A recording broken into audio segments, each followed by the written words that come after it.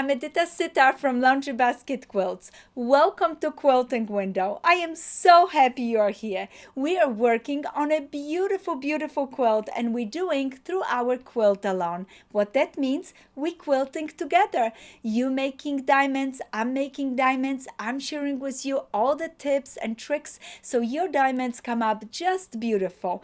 One of my favorites in this project is creating a strip sets, and this diamond 19 has 4 strip sets. I already have mine done and I went ahead and cut some of the diamond sets off so that way I can be really fast in showing you the step by step.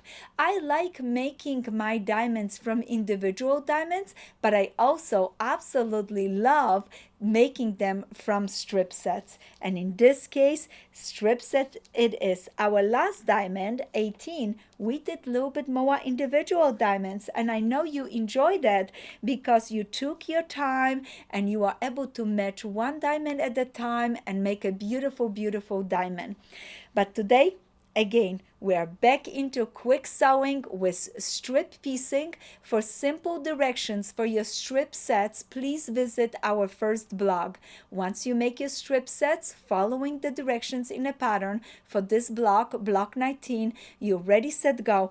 To cut them, you're gonna need 8 of each of the strip sets, and now we're gonna go ahead and sew them. And now you are pro. You know when you need to match seams, you're gonna go ahead, place pieces right side together, you're gonna put a pin, make sure that that pin goes through this seam and comes out on the other side. Stitch, open your seams in the back and go ahead, sew this unit together just like this, placing it right sides together, putting it pinned, then flipping it open. The last thing is gonna be sewing those together right there through the middle. And I did this for you guys. Look how nice. That's that middle seam. I open all my seams. I trim, I clipped, I made sure that my block looked wonderful from the front as well from the back. Opening all the seams for this particular project really allow me to keep my quilt nice and flat, and I recommend that to you. Please remember, when you're stitching, use nice color thread so it hides into the seam.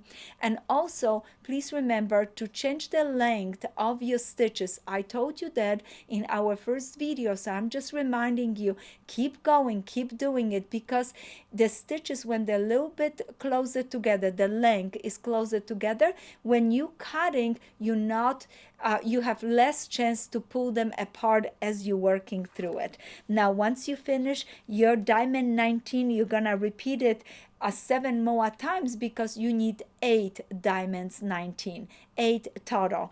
And once you make your 8, make sure you press it and use your beautiful ruler to place it right over and check that it looks exactly as you would like to make sure that it's perfect for the next step, what it's going to be putting the quilt together when we finish all the diamonds. For now, set your diamonds to the side and let's look forward to next diamond, that it's diamond number 20.